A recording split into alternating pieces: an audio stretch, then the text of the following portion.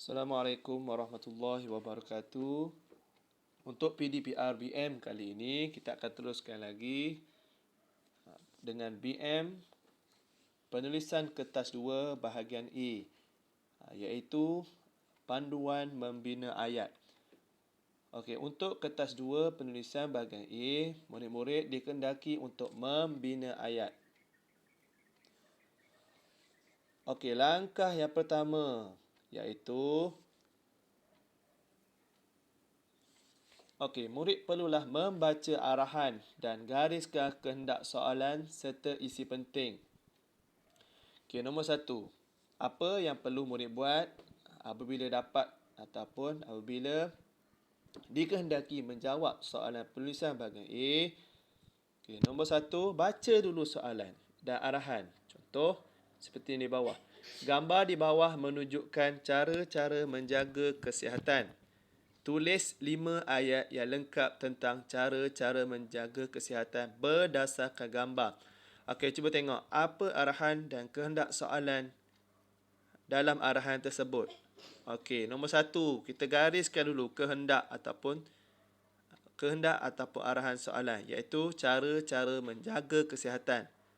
Okey, yang kedua, kehendaknya adalah tulis 5 ayat yang lengkap. Okey, 5 ayat yang lengkap, bukan 2, bukan 3. Bukan membina karangan. Tulis 5 ayat yang lengkap.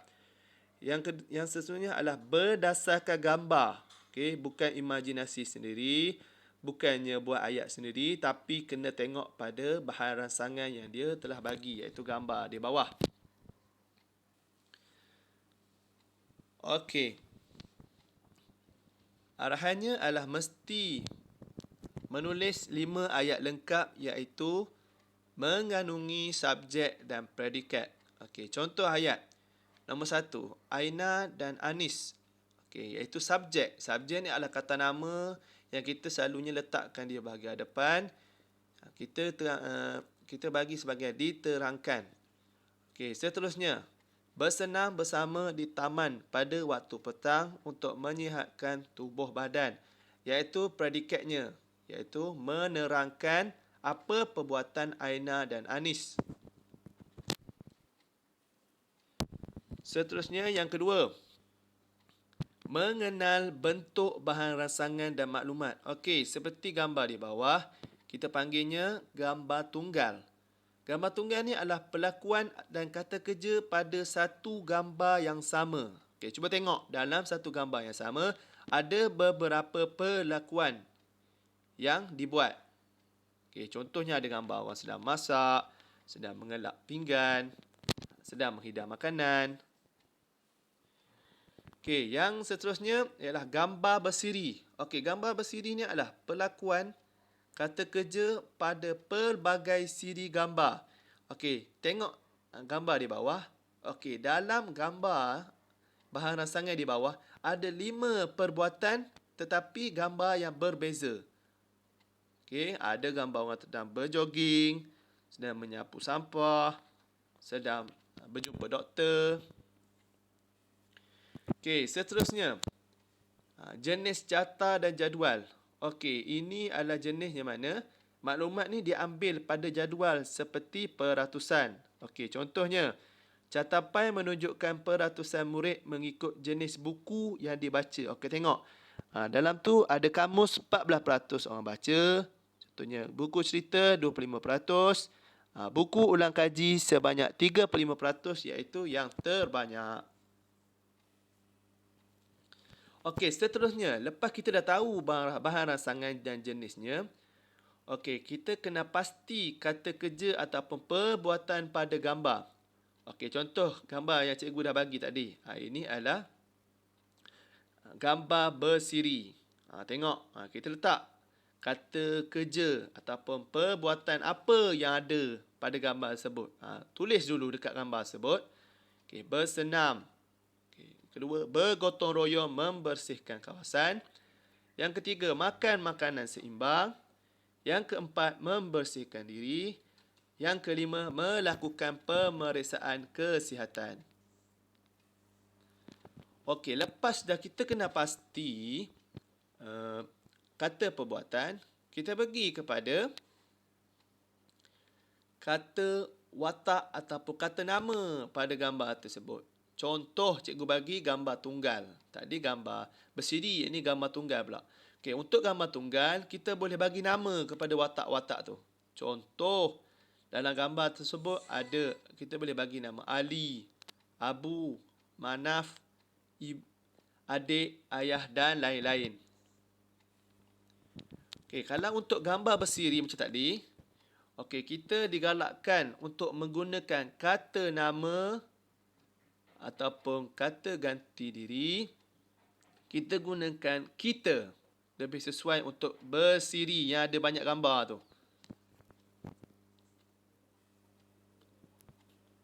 Okey. Kalau untuk jenis carta dan jadual, okey, kita gunakan kata ganti nama dia seperti menyatakan bilangan. Okey, contoh. Okey, sebanyak 26% murid memilih majalah sebagai bacaan. Okey, kita dah tahu cara-cara untuk mengenal pasti ataupun menjawab soalan bahagian A. Okey.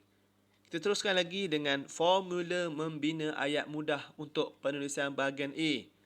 Okey, cikgu bagi formula yang mudah. Kita bagi formula WAK ataupun WAK. Okey, WAK ni kita pecahkan kepada 3. Nombor 1, watak.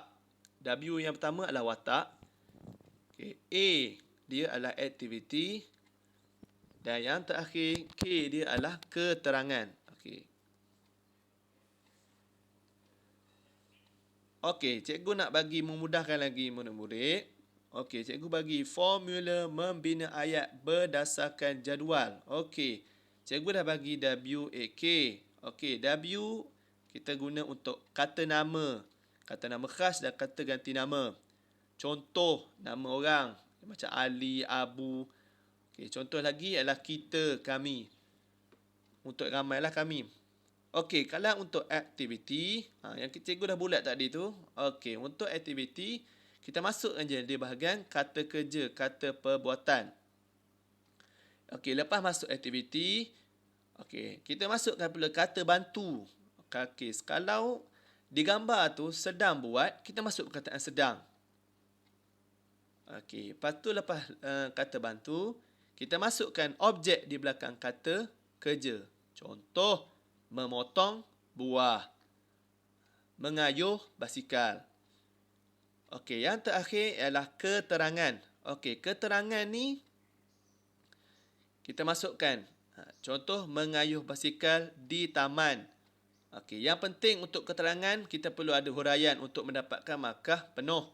Okey, kita boleh gunakan formula suka, supaya, untuk, kerana, agar.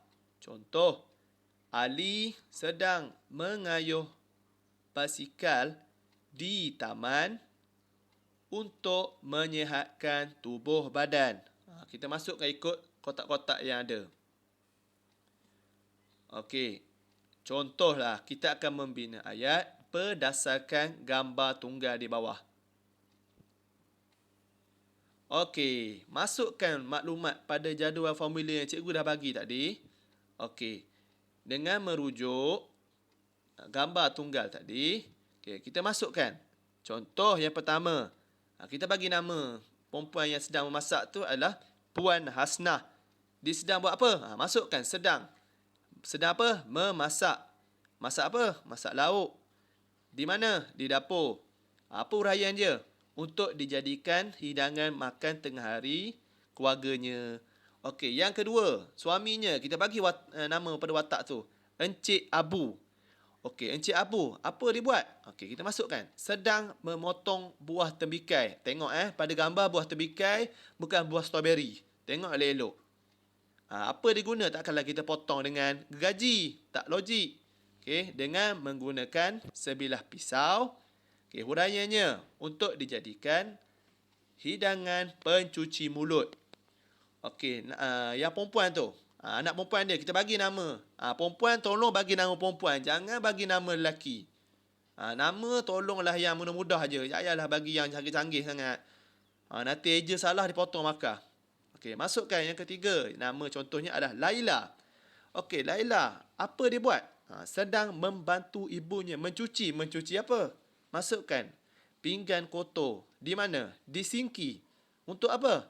Supaya meringankan beban ibunya di dapur. Okey, yang keempat. Okey, kita masukkan. Tengok watak sesungguhnya adalah lelaki. Bagi nama. Bagi nama yang logik. Lelaki mesti nama lelaki. Jangan bagi nama perempuan. Bagi nama. Contoh cikgu bagi Syahmi. Apa Syahmi buat? Okey, sedang membantu ibunya menyenduk nasi. Dia menyenduk nasi tu ke mana? Masukkan ke dalam pinggan. Okey, untuk apa? Agar mereka sekeluarga dapat makan tengah hari bersama-sama. Okey, yang kelima, sebab dah ada nama Laila, dah ada nama Syahmi, kita bagi sebab nampak macam budak kecil, kita bagi nama adik. Adik sedang mengelap air yang tumpah di atas meja supaya meja makan tidak basah. Okey, dan supaya bersih. Ini apa yang cikgu nak tegur. Okey, perhatian, awas. Okey, jangan duk asyik buat dalam bentuk jadual tadi, tapi buat dalam bentuk jadual saja. Tak boleh. Jadual ni hanya untuk membantu memudahkan murid-murid. Okey. Untuk menjawab soalan ni, ia mesti ditulis dalam ayat yang lengkap supaya menjawab soalan. Tak boleh dalam bentuk jadual. Jadual tu hanya membantu sahaja. Murid perlu menulis dalam ayat yang lengkap. Okey, ruangan yang telah disediakan. Contohnya, kalau dia bagi gambar, okey, di bawah ataupun di tepi ada ruangan untuk menulis jawapan. Okey, tulis dekat situ. Jangan hanya buat tu saja. Buat jadual saja. Kena tulis ayat yang lengkap. Okey, sebab apa? Jadual membina ayat ni hanya untuk memudahkan murid mendapat gambaran sahaja membina ayat. Okey, jika tidak ditulis dengan ayat yang lengkap, maka tidak akan dapat markah pada ayat tersebut kerana tidak menjawab soalan menulis ayat yang lengkap. Okey, jadi kita dah buat jadual. Okey, kita pindahkan balik dalam bentuk tulis ayat yang lengkap seperti di bawah, sama macam tadi, cuma kita tukar tulis dalam bentuk ayat. Puan Hasnah sedang memasak lauk di dapur untuk dijadikan hidangan makan tengah hari keluarganya. Okay, yang kedua, Encik Abu sedang memotong buah tembikai dengan menggunakan sebilah pisau untuk dijadikan hidangan pencuci mulut. Dan yang ketiga, Laila sedang membantu ibunya mencuci pinggan kotor di sinki supaya meringankan beban ibunya di dapur.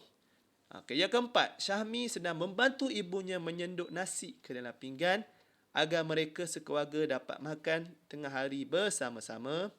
Dan yang kelima, adik sedang mengelap air yang tumpah di atas meja supaya meja makan tidak basah dan bersih. Kena tulis ayat lengkap. Okey, satu lagi cikgu nak tegur.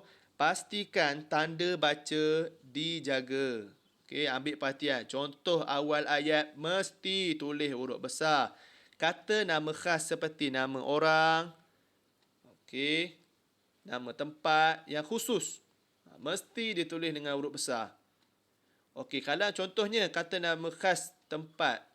Okey, kalau nama biasa seperti sekolah. Sekolah tu huruf kecil. Tapi bila tulis sekolah kebangsaan Felda Cini 3 dan 5, mesti ditulis dengan huruf besar. Okey, di awal. Jangan tulis semua. Awal je. Okey, sekolah S dia tu.